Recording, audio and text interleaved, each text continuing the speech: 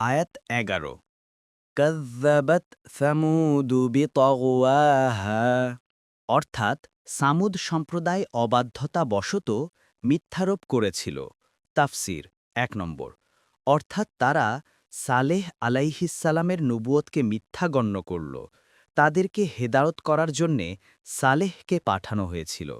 যে দুষ্কৃতিতে তারা লিপ্ত হয়েছিল তা ত্যাগ করতে তারা প্রস্তুত ছিল না এবং সালেহ আলাইহিসসালাম যে তাকওয়ার দিকে তাদেরকে দাওয়াত দিচ্ছিলেন তা গ্রহণ করতেও তারা চাইছিল না।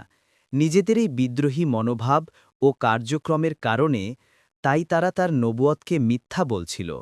এ সম্পর্কে বিস্তারিত জানার জন্য পড়ুন সূরা আল আরাফ ৭৩ থেকে ৭৬, হুদ ৬১, ৬২, আশ-শুআরা ১৪১ থেকে ১৫৩, আন নামাল ৪৫ থেকে ৪৯, আল কমার ২৩ থেকে ২৫।